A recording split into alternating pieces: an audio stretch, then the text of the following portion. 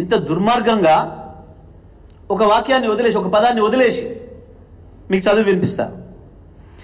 Installation of smart meters for all consumers other than agriculture consumers. మీరు ఒక్కసారి video చూడండి. దీంట్లో స్పష్టంగా అదర్ దెన్ అగ్రికల్చర్ కన్జ్యూమర్స్ అని రాసున్న వాక్యాన్ని మింగేసి కన్జ్యూమింగ్ అబవ్ 500 యూనిట్స్ అనే పదాన్ని చదివండి. మీకు అది కూడా వినిపిస్తా.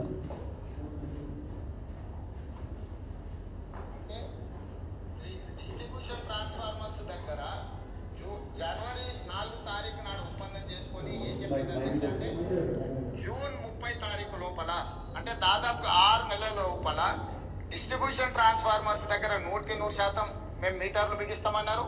అదేవిధంగా 500 యూనిట్లు కానీ 200 యూనిట్లు వాడుకునే వాళ్లకు 31 డిసెంబర్ 2018, అదేవిధంగా 31 డిసెంబర్ 2019, అంటే 100% గృహ వినియోగదారులకు, అదేవిధంగా వ్యవసాయపు డిస్ట్రిబ్యూషన్స్ ఉన్న దగ్గర మేము మీటర్లు పెడతామని ఒప్పందాలు చేసి సంతకాలు చేశారు అధ్యక్ష. ఈ సంతకం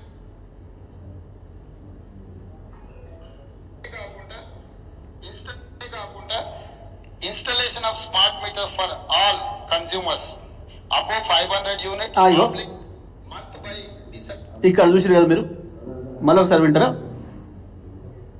installation of smart meters for all consumers, consuming above 500 అన్నాడు. మధ్యలో ఇది ఉంది, other than agriculture meet consumers. దీన్ని కావాలని మింగేసి ఒక మామూలు పరీక్షలో పాస్ అవుతానో ఫెయిల్ అవుతానో అని భయపడి ఎవడన్నా కాపీ కొట్టేవాడు కూడా ఇంతకంటే దరిద్రంగా పనిచేయడు. ఒక ముఖ్యమంత్రి అయ్యండి సిగ్గు లేకుండా. అయితే ఇంకా దీంట్లో ఆ తర్వాత మా హరీష్ రావు గారికి చూపించారు.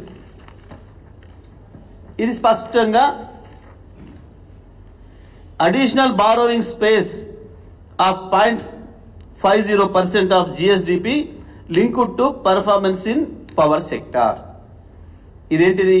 అది ఇంతకుముందు చూపించింది ఉదయ్ పథకానికి సంబంధించి, ఇది 2017లో వచ్చింది, ఇది 2021లో వచ్చింది. ఇది ఆర్డిఎస్ఎస్ అనే పథకానికి. దీంట్లో మనం చేరలే. ఈ ఆర్డిఎస్ఎస్లో చేరితే మీకు అనేక రకాల గ్రాంట్లు ఇస్తాం, మీకు ఆ % బారోయింగ్స్, అదనపు బారోయింగ్స్ కూడా అప్పులు తెచ్చుకోవడానికి కూడా పర్మిషన్ ఇస్తాం అని చెప్పి కేంద్రం ఎన్ని రకాల మనను అట్రాక్షన్స్ పెట్టినా, ఇబ్బందులు పెట్టినా దీనికి లొంగలేదు. ఇంత స్పష్టంగా ఉంది. కానీ ఇన్ని దొంగ వేషాలు వేసి రాత్రి మళ్ళీ అదే అసెంబ్లీలో తప్పించుకొని, ఇగో నేను తెప్పించినా అని చెప్పి మాట్లాడండి బుకాయించడానికి. ఇగో నేను మాట్లాడిన రికార్డు తెప్పించినా, దీంట్లో నేను మాట్లాడలేదు,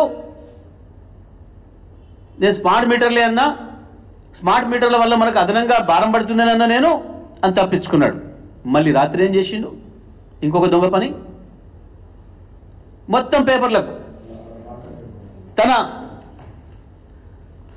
ఆఫీస్ నుంచి పంపించి, ఇగో మీటర్లపై దుర్మార్గ ఒప్పందం అంటే వీళ్ళది, మీటర్లపై మోసం, మీటర్లపై దుర్మార్గ ఒప్పందం. ఎవరిది దుర్మార్గం? చెప్పిన వాడిది దుర్మార్గమా? రాసిన వాడిది దుర్మార్గమా? చూడలేదా మీరు? శాసనసభలో జరిగిన చర్చను వినలేదా? ఇంతకు మించిన దుర్మార్గం, ఇంతకు మించిన అబద్ధం, ఇంతకు మించిన మోసం ఇంకోటి ఉంటుందా? ఇదా మీరు చేస్తా ఉంది. చెప్పేటప్పుడు ఎవడైనా ఇట్లా ఏమైనా చెప్పొచ్చు, కానీ రాసేటప్పుడు కూడా ఉండాలి కదా వీళ్ళకి కూడా. ఇంత దుర్మార్గమైన అబద్ధాన్ని రాస్తే తెలంగాణ ప్రజలు ఏమనుకుంటారు?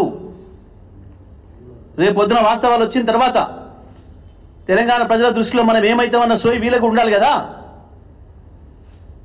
ఇవా ఈ దుర్మార్గ ప్రాతల చెప్పిండవచ్చు చెప్పేటోడు. దొంగతనానికి బరి తగ్గించినోడు ఏమేం చేస్తాడు, కానీ వీళ్ళకేం అవసరం? దేనికి వచ్చింది? ఉదయ పథకం ఏంటిది? ఆర్డిఎస్ఎస్ ఏంది? ఒప్పందాలు ఏంది? చదివేటప్పుడు నువ్వు మాట్లాడి చదివినది ఏంది? ఈ దొంగతనం ఏంది? చాలా స్పష్టంగా మీ అందరికి కూడా దొరుకుతుంది, పబ్లిక్ డొమైన్లో ఉంది వాళ్ళది. నిన్న ఆయన మాట్లాడిన మాటలు ఉదయం పూట హరీష్ రావు గారు మాట్లాడేటప్పుడు మధ్యలో అంతరాయం కల్పిస్తూ లేచి మాట్లాడిన మాటలు, రాత్రి మళ్ళీ హరీష్ రావు గారు క్లారిఫికేషన్ సందర్భంగా మాట్లాడినప్పుడు మళ్ళీ బుకాయిస్తూ మళ్ళీ మాట్లాడిన అబద్ధాలు, మళ్ళీ తెల్లారికే పత్రికల్లో ఈ తప్పుడు రాతలు రాయించిన, ఈ రోత రాతలు రాయించిన పరిస్థితి.